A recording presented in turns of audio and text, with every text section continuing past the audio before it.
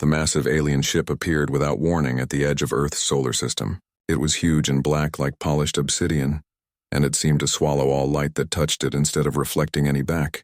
Admiral Eleanor Wright stood absolutely still as she looked at the first blurry images from the long-range sensors. Her face showed nothing, but inside her heart was racing. Humanity had been sending signals into space for decades, hoping to find other intelligent life. Now that life had found them instead, and it didn't seem friendly, have they responded to any of our messages? Eleanor asked, her voice steady despite the tension in the room. No, Admiral, replied her communications officer. We've tried all frequencies and even sent visual signals, nothing. Eleanor nodded once. She was 55 years old with steel gray hair cut in a practical style that framed her weathered face. She had spent 30 years in space service, and she had always known this day might come. She just hadn't expected it to happen during her command. Keep trying, she ordered, and alert Mars colony. They should be ready for anything. But the alien ship wasn't interested in talking.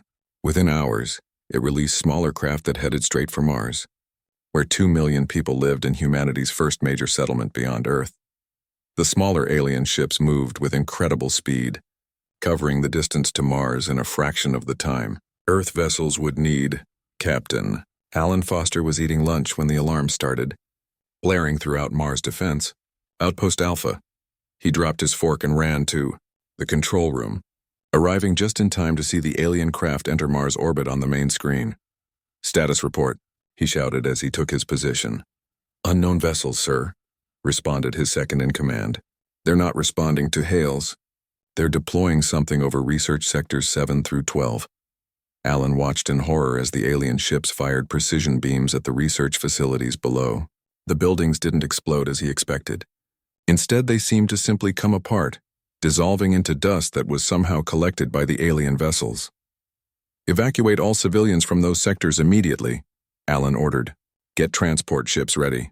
But as soon as the first transport ships lifted off carrying frightened researchers and their families, the aliens changed targets. The beams hit the transports with surgical precision. One moment the ships were there. The next they were just clouds of particles being sucked up by the alien vessels. They're targeting the evacuation ships first, whispered Alan's second-in-command. This isn't random. They know exactly what they're doing. Back on Earth, emergency meetings were happening in every major government. By evening, the United Nations Space Command had gathered in their underground headquarters in Geneva. The room was filled with military leaders, scientists, and government officials, all talking over each other until Admiral Wright entered and the room fell silent. The situation is critical, Eleanor said without preamble. Mars colony is under direct attack. We've lost contact with 30% of the settlement already. Dr. Vanessa Rodriguez stepped forward. She was the world's leading expert on possible alien life. Though until today her work had been mostly theoretical, she was a short woman with intelligent eyes and quick movements. These attacks aren't random, she said, pointing to a display showing the pattern of destruction on Mars. They're targeting specific facilities in a specific order. All the places being hit first are where we store or process rare Earth elements and certain isotopes. I believe they're harvesting something specific from our technology. The room was quiet as everyone considered this. If the aliens weren't just destroying but harvesting, that meant they wanted something Earth had. That might give humans leverage or make the aliens even more dangerous. Have they responded to any communication attempts? Asked the UN Secretary General. Eleanor shook her head. None. It's like we don't even exist as intelligent beings to them. They're treating us like we'd treat an anthill in the way of a construction project. As the discussion continued about possible responses, a man stood up from the back of the room. Commander Zachary Hughes was known throughout the fleet as both a brilliant pilot and a recent widower. His wife had been on a science mission to the outer planets when her ship experienced a catastrophic failure 6 months ago. Since then, Zachary had become known for volunteering for the most dangerous missions. I have a proposal, he said, his voice quiet, but carrying across the room. We need intelligence on what these things are and what they want. I volunteer to take the Whisper close enough to observe them directly. The Whisper was Earth's newest stealth vessel, designed to be virtually undetectable. But getting close to an advanced alien ship was still likely to be a suicide mission. You understand the risks, Commander? Eleanor asked, studying his face. Zachary nodded. He was a tall man with dark eyes that seemed to look beyond what others could see. "They think we're insignificant," he said. "Let's use that to our advantage. If they see us as ants, they won't be looking for an ant to spy on them." Eleanor considered for only a moment before nodding. "Prepare the Whisper for immediate launch. You'll take off tonight under cover of a general response movement. We'll make it look like we're deploying forces to Mars as a distraction." As the meeting continued with discussions of Earth's defenses and possible evacuation plans, Zachary slipped out to prepare for his mission. In his quarters, he looked at the photo of his wife one last time, before placing it in a storage locker. Where he was going, personal items were a luxury he couldn't afford. Meanwhile, on Mars, the situation was deteriorating rapidly. Captain Alan Foster had moved the remaining civilians to underground shelters, but the aliens seemed to be able to detect life signs even through hundreds of meters of rock. They were working methodically, sector by sector, harvesting everything of value and eliminating any humans they encountered. As night fell on Earth, Commander Hughes boarded the Whisper. The ship was small, just big enough for one person on an extended mission, and every surface was covered with advanced stealth technology. As the launch countdown began, Zachary felt a strange calm settle over him. He had nothing left to lose, which made him the perfect person for this mission. "Whisper, you are cleared for launch," came Admiral Wright's voice over the comm. "Understood," replied Zachary. "Beginning Operation Silent Observer." The Whisper rose silently from its hidden bay and accelerated toward space. Around it, larger and more visible ships also launched, heading toward Mars in what everyone knew was likely a futile rescue attempt. But their real purpose was to draw attention away from the tiny stealth ship slipping past them into the darkness, carrying a single man toward the greatest threat humanity had ever faced. Commander Zachary Hughes guided his small ship carefully through the rings of Saturn. The chunks of ice and rock provided perfect cover for the Whisper, which was already nearly impossible to detect with its advanced stealth technology. From this hiding spot, Zachary had a clear view of the massive alien vessel that had brought so much destruction to Mars colony. For 3 weeks now, he had been watching and recording everything, sending short bursts of encrypted data back to Earth when he was certain the transmission wouldn't be detected. The alien ship was unlike anything humans had ever built. Its surface seemed to bend light around it, making it difficult to look at directly. Zachary had started calling them voids in his reports because of how their technology absorbed all light rather than reflecting it. Through specialized sensors, he documented their movements and behaviors, trying to understand what they wanted and how they operated. Day 22 of observation, Zachary spoke quietly into his recorder. "The main void vessel remains in position beyond Mars orbit. Smaller harvester ships continue to strip the colony. They're focusing on mineral deposits and research facilities. They're extracting something specific." His sensors had identified the materials being harvested, rare earth elements found in most advanced technology, plus an unusual isotope that had only recently been discovered in Mars's deeper soil layers. This isotope was part of why Mars had been colonized so quickly. It had energy properties unlike anything found naturally on Earth. Zachary adjusted his position as a piece of ice drifted too close to his ship. The movement gave him a new angle on the alien vessel, and his sensors picked up something he hadn't seen before: energy pulses being transmitted from the mothership toward distant stars. They were sending messages. "They're communicating with someone," he whispered, recording the pattern of pulses. "This isn't an isolated incident. This is part of something bigger." After several hours of recording these transmissions, Zachary managed to intercept and copy some of the alien data. He couldn't understand it, but he sent it immediately to Earth. What he didn't know was that this information would prove vital to understanding the true scope of the threat. Back on Earth, Lieutenant Grace Nakamura led a team of linguists and computer specialists working around the clock to decode the alien language. Grace was young for her position, only 32, but she had revolutionized the field of computational linguistics. Her small office in the underground UNSC headquarters was filled with screens displaying pattern analyses of the alien communications. "Look at this repetition here," she said to her team, pointing to a sequence that appeared multiple times in different messages. "I think this might be how they refer to themselves." Her team had been feeding all the alien communications into an advanced algorithm designed to find patterns and potential meanings. After weeks of work with seemingly little progress, they were finally beginning to see results. The computer is suggesting this symbol sequence translates roughly to chosen ones, or possibly superior beings, said one of her team members, pointing to another screen. Grace nodded. And look how they refer to us in these transmissions. She highlighted another sequence. The algorithm suggests this means resource guardians or maybe caretakers. They don't even consider us intelligent life. They see us as just animals watching over resources they want. As more translations emerged, a disturbing picture formed. The voids considered themselves divine beings with a sacred right to harvest resources from lesser species. In their communications, they discussed Earth as merely one stop on a harvesting route that had already decimated dozens of other civilizations. They've done this before, Grace said quietly, as the realization hit her, many times. Meanwhile, in a facility buried deep beneath the Wyoming wilderness, Dr. Kevin Bennett made a discovery that would change humanity's understanding of the invasion. Kevin was a physicist who specialized in exotic materials, and he had been examining the radiation signature from the alien weapons based on data collected before Mars communication was lost. Kevin was tall and thin with perpetually messy hair, and he had been working for days without proper sleep. He stared at his screen in disbelief as the computer finished its analysis of the alien energy signatures.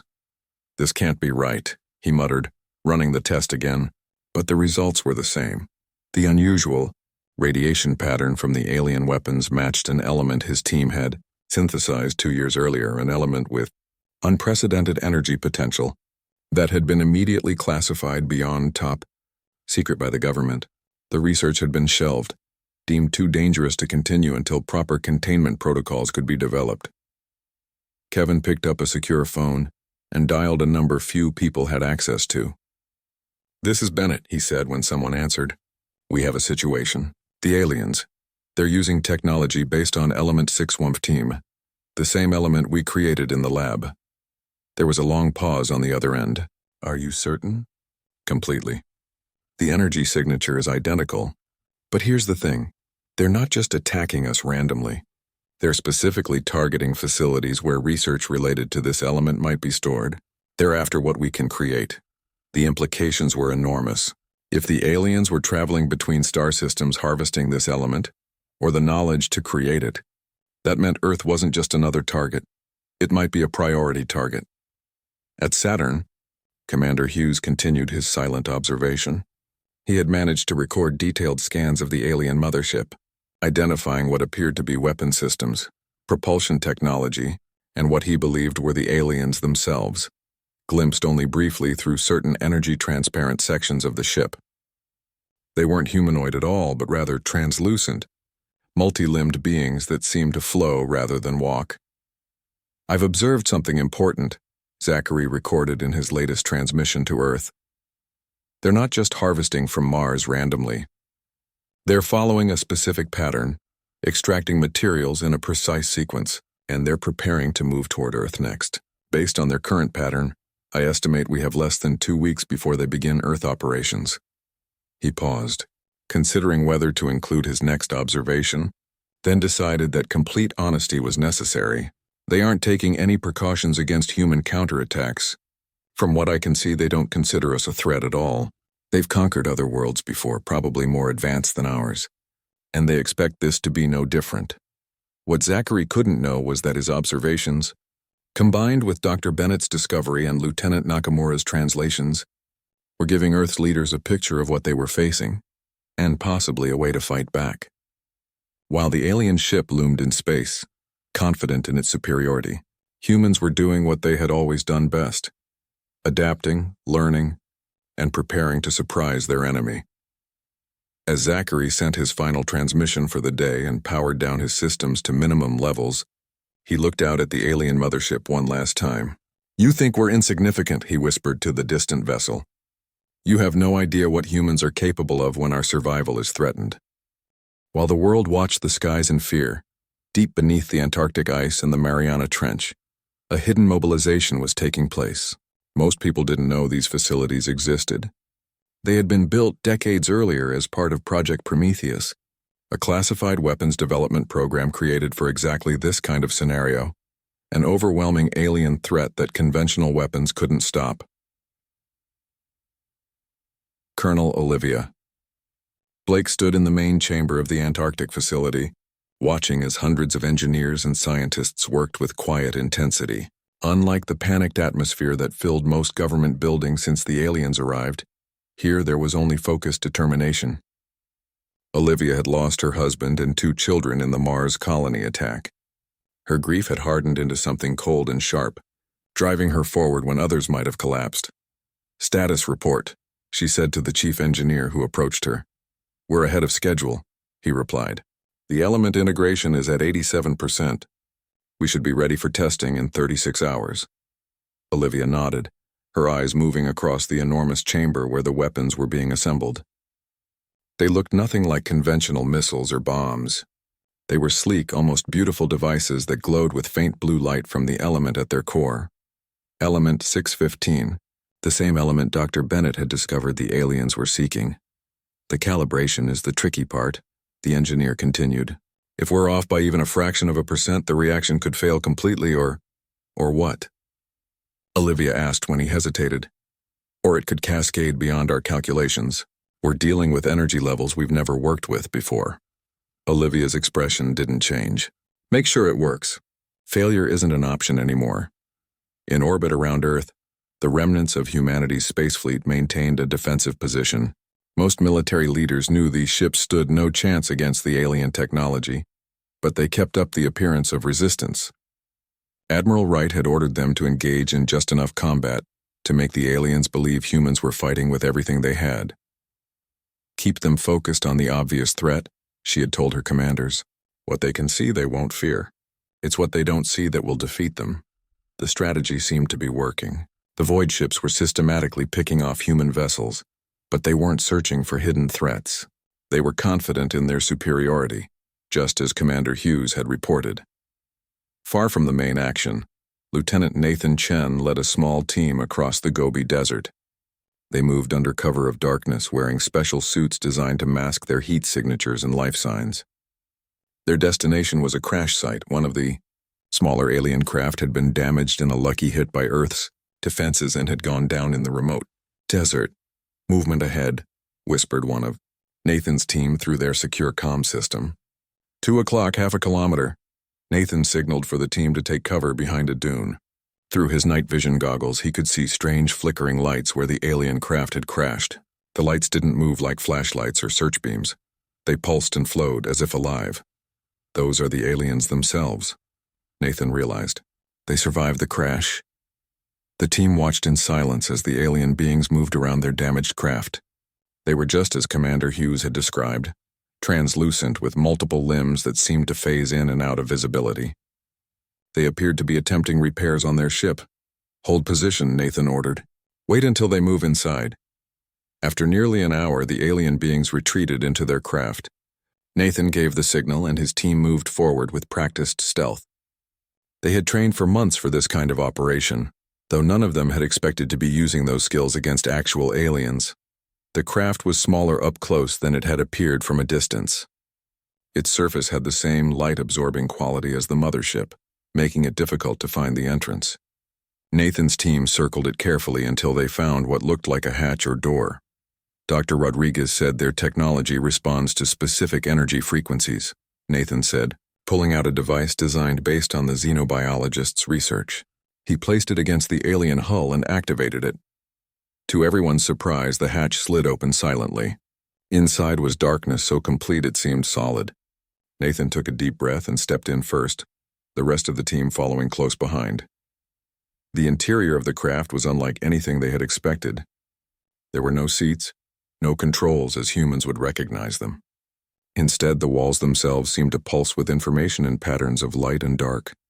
In the center of the main chamber was a cluster of crystal-like structures that glowed with internal energy. "Those must be their data storage," said one of the team members, a tech specialist. "Like their version of computers," Nathan nodded.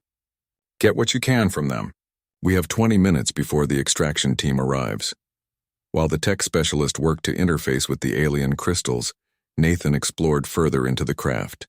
In what appeared to be some kind of navigation chamber, he found star maps projected in 3 dimensions around the room. One star system was highlighted with a pulsing red light, Earth's solar system. but dozens of other star systems were marked with different colors, forming a pattern that stretched across what must have been hundreds of light years.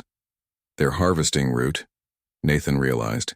These are all the worlds they visited or plan to visit. When the tech specialist finished copying data from the crystals, the team quickly exited the craft and moved to the extraction point. A stealth helicopter picked them up just before dawn, carrying them and their precious cargo of alien data to a secure facility. Meanwhile, the Void mothership had begun its approach to Earth. Admiral Wright watched from her command center as the massive vessel moved past the orbit of Mars, leaving behind a planet stripped of resources and human life. The few surviving communications from Mars had stopped completely 3 days earlier. "They're moving faster than we predicted," said her second-in-command. "At current speed, they'll reach Earth orbit in less than 18 hours. Eleanor nodded calmly. "Send the coded message to all stations. Operation Prometheus is now active." Throughout Earth's remaining defense network, commanders received the message and understood what it meant. The visible resistance would continue, but it would change in subtle ways, drawing the aliens toward specific locations, creating patterns of movement that would seem random to the enemy, but were actually carefully orchestrated.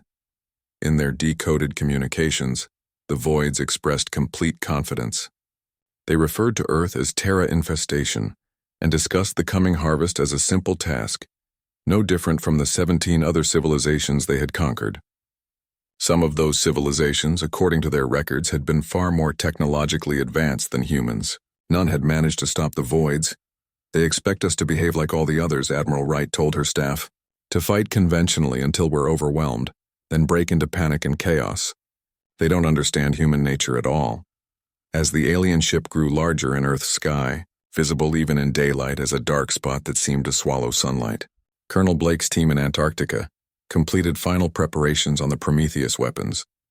Dr. Bennett had joined them, working without sleep to ensure the technology was perfect. "Is it ready?" Olivia asked him as they stood before the main control system. Kevin nodded, his eyes red from exhaustion but clear with purpose. "It's ready. But remember, we only get one chance at this. There won't be time for a second attempt." Olivia looked at the countdown timer showing the alien ship's approach. "One chance is all humanity has ever needed when our backs are against the wall," she said. "One chance is all we've got." The first Void harvester ships entered Earth's atmosphere over the Pacific Ocean. They moved through the clouds like dark shadows, their hulls drinking in all light around them. On the USS Gerald Ford aircraft carrier below, sailors watched in silence as the alien vessels passed overhead. They had orders not to engage, not yet. This was exactly as Admiral Wright had planned. From her command center deep beneath the Rocky Mountains, Eleanor watched the alien deployment on multiple screens.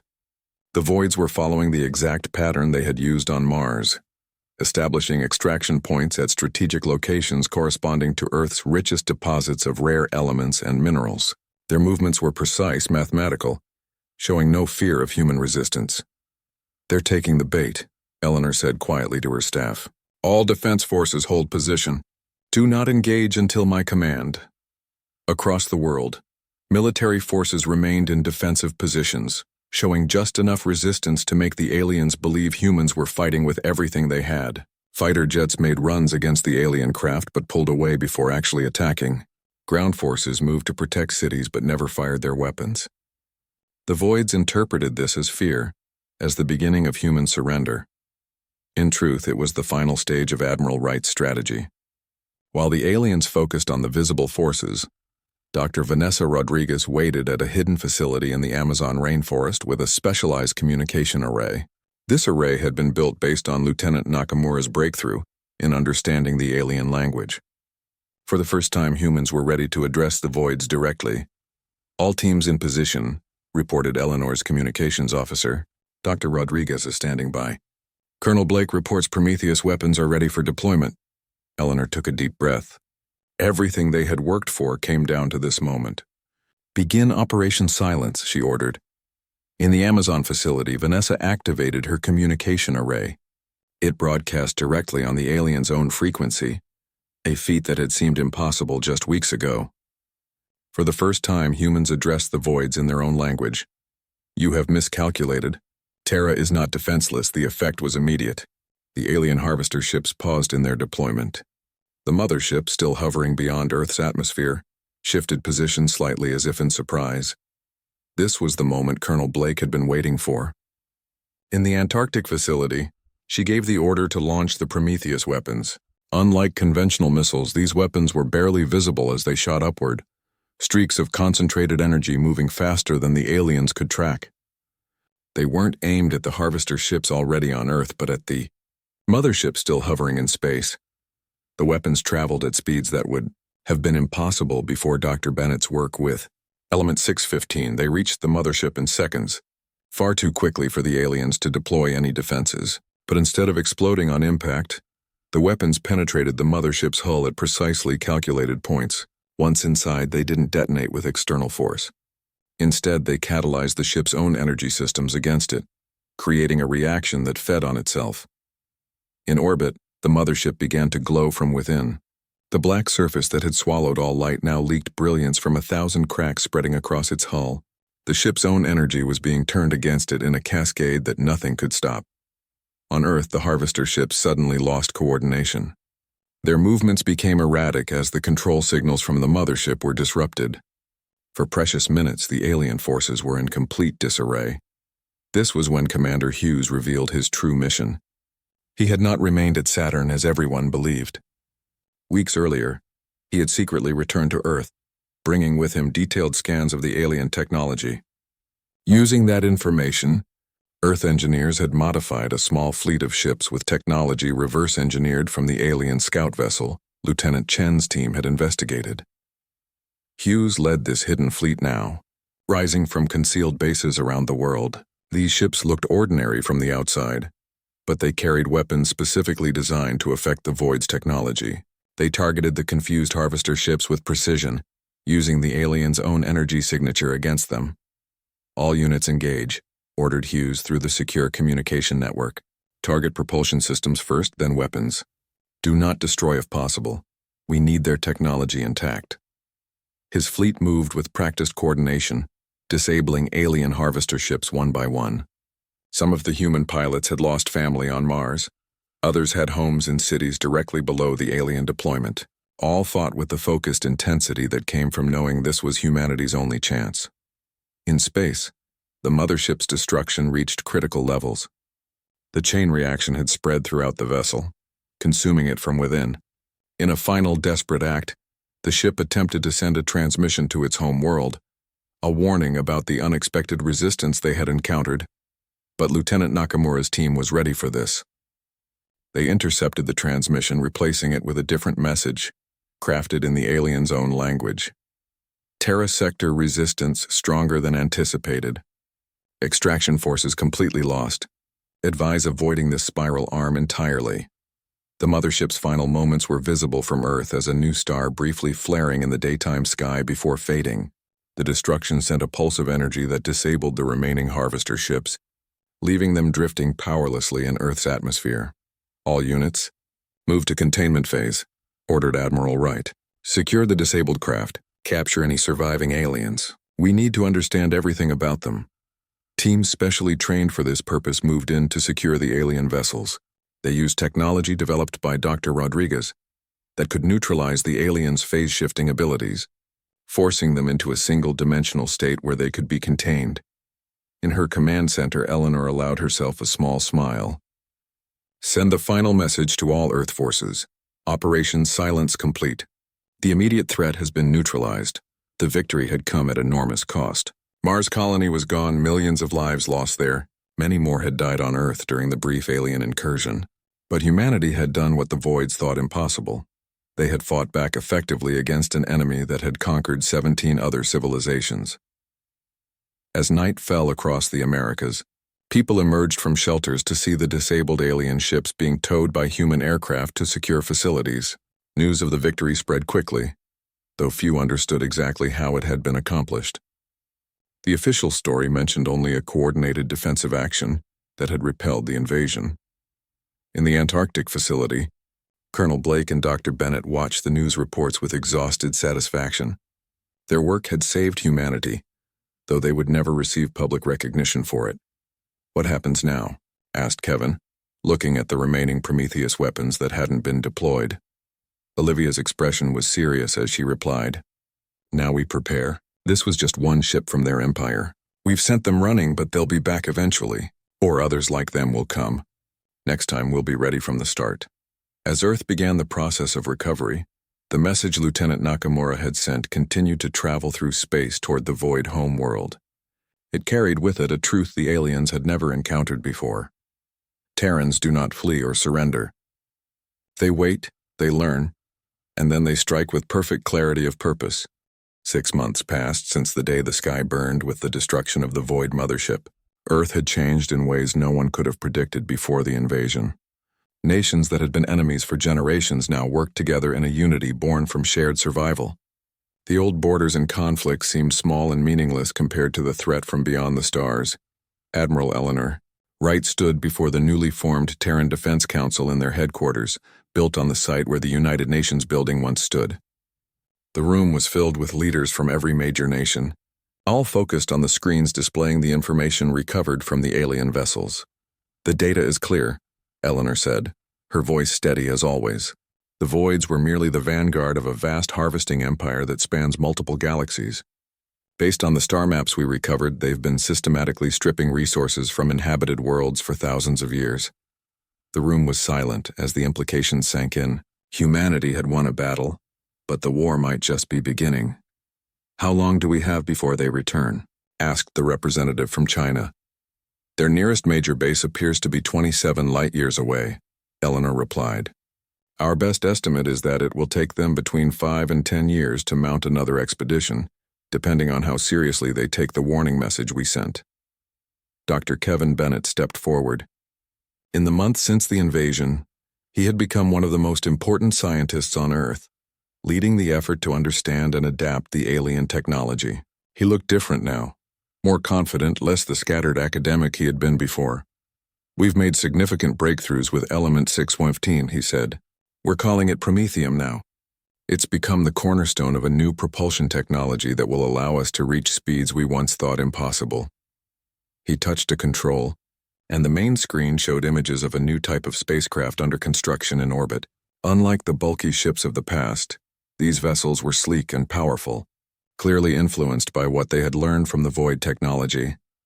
"The first fleet will be ready within 18 months, Kevin continued. "These ships can reach Mars in hours instead of months. More importantly, they can reach nearby star systems in weeks instead of the centuries it would have taken with our old technology." Colonel Olivia Blake, now General Blake, stood next to a holographic display showing the deployment of Earth's new defensive systems. She had been appointed to lead the Unified Earth Defense Force, her experience in the Antarctic facility making her the natural choice. "We've established early warning stations throughout the solar system," she explained. "Nothing larger than a meteorite will approach Earth without us knowing about it. The Prometheus weapons have been upgraded and deployed in defensive arrays around Earth, Mars, and key points in the asteroid belt."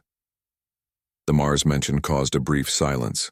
The red planet was now empty of human life, but plans were already underway to re-establish the colony, this time with proper defenses from the start. Commander Zachary Hughes, now holding the rank of general, presented the most ambitious part of the plan. During the months since the invasion, he had been working closely with Lieutenant Nakamura's team, studying the data recovered from the Void ships about other civilizations they had encountered. Not all the species the Voids attacked were completely destroyed, Zachary explained. According to their records, several managed to hide portions of their population. Some may still survive, hidden and afraid on worlds the Voids consider already harvested. He brought up a map showing several star systems marked in green. "These are our primary targets for the first mission beyond our solar system. We'll make contact with any survivors and offer them alliance against the Void Empire." What Zachary didn't say, but everyone understood, was that humanity wasn't just planning to defend itself anymore. Earth was preparing to take the fight directly to the enemy, to liberate worlds that had suffered under the Void's harvesting. After the meeting, Eleanor walked with Zachary through the memorial garden that had been planted around the headquarters. Stone markers honored those lost on Mars and in the brief fighting on Earth. Among them was a simple plaque for Zachary's wife, though her death had come before the invasion. "Are you sure you want to lead the first mission?" Eleanor asked. "It's the most dangerous assignment we have." Zachary nodded, looking up at the stars that were just becoming visible in the evening sky. I need to be out there. We know the voids are just one species in a larger empire. We need to understand what we're truly facing. Eleanor understood. Like many who had lost loved ones, Zachary found purpose in building humanity's future among the stars. It was the same drive that had united Earth in ways no one would have believed possible before the invasion. Inside one of the secure laboratories beneath the headquarters, Dr. Vanessa Rodriguez and Lieutenant Grace Nakamura continued their work on understanding the aliens themselves. They had managed to capture 3 living void beings during the battle and kept them in special containment fields that prevented their phase-shifting abilities. They still won't communicate with us directly, Grace said, watching the aliens through a one-way observation panel. But we're learning more about their biology and psychology every day. Vanessa nodded, making notes on her tablet. They genuinely believed they were superior beings with a divine right to harvest other species. Finding out they could be defeated has caused something like a psychological breakdown in them. The aliens moved listlessly in their containment areas, their translucent bodies seeming dimmer than they had been during the invasion. The arrogance that had defined their species had been shattered by humanity's unexpected victory. In orbit above Earth, Captain Alan Foster, one of the few survivors from Mars Colony, addressed the crew of the first new ship, completed with the recovered alien technology. The vessel had been named Remembrance, a tribute to those lost and a promise for the future.